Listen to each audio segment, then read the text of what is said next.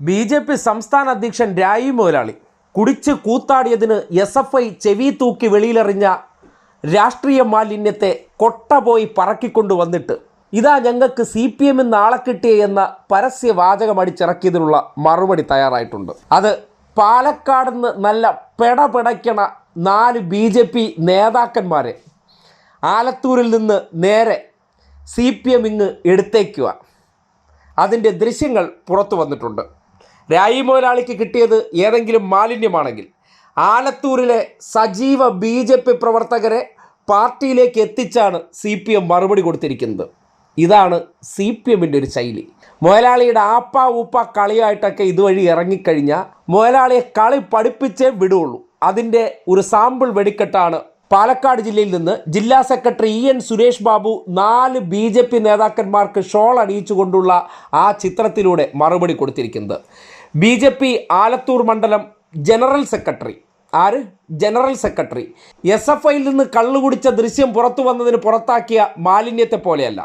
ആലത്തൂർ മണ്ഡലം general secretary M Kanakadas, Thenkurissi panchayat general secretary V Manikandan, panchayat committee അംഗം K Vijayakumar, Yuva Morcha മണ്ഡലം പ്രസിഡന്റായിരുന്ന U ശശികുമാർ തുടങ്ങിയവരാണ് BJP ബന്ധം ഉപേക്ഷിച്ച് CPMലേക്ക് ചേക്കേറിയിരിക്കുന്നത്.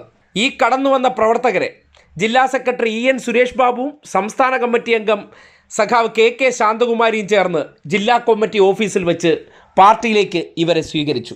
ഒന്നിന് മറുപടി 4 കഴിഞ്ഞിട്ടില്ല. ആ ഗോകുലിനെ പോലുള്ള ഏതെങ്കിലും മാലിന്യത്തെ വീണ്ടും കിട്ടിയെങ്കിൽ അറിയിക്കാം.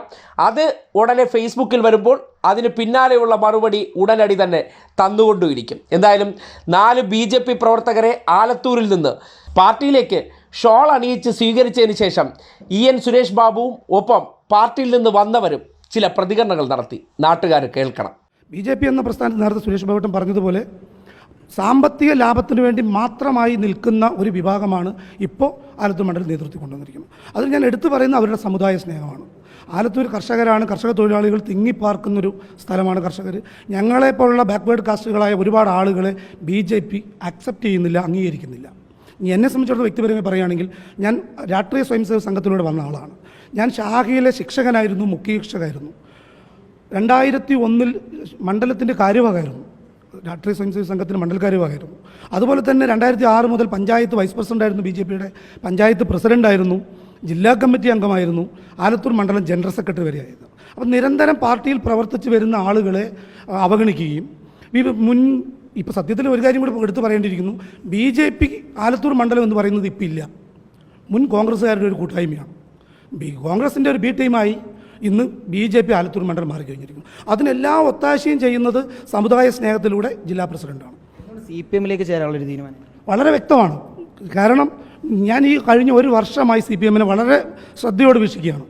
ബ്രാഞ്ച് തലം മുതൽ സമ്മേളനങ്ങൾ നടക്കുന്നു, ലോക്കൽ സമ്മേളനങ്ങൾ നടക്കുന്നു, ഏരിയ സമ്മേളനങ്ങൾ നടക്കുന്നു. അങ്ങനെ ദേശീയ സമ്മേളനങ്ങൾ കഴിയുന്നതുവരെ വേറൊരു രാഷ്ട്രീയ പാർട്ടി നിന്നുകൊണ്ട് ഞാൻ CPMനെ വീക്ഷിച്ചതാണ്. കൃത്യമായി വിഭാഗീയ പ്രവർത്തനം, അഭിപ്രായ വ്യത്യാസങ്ങളൊക്കെ ഉണ്ടാവാം. പക്ഷേ കൃത്യമായ സംഘടനാ പ്രവർത്തനം എന്താണെന്ന് BJPക്കാർ കണ്ടു പഠിക്കേണ്ടത് CPMലൂടെയാണ്. ഞാനത് വ്യക്തമായി പറയും. ഞാൻ BJPയുടെ യോഗങ്ങളിൽ പല ഘട്ടങ്ങളിൽ പറഞ്ഞിട്ടുണ്ട്.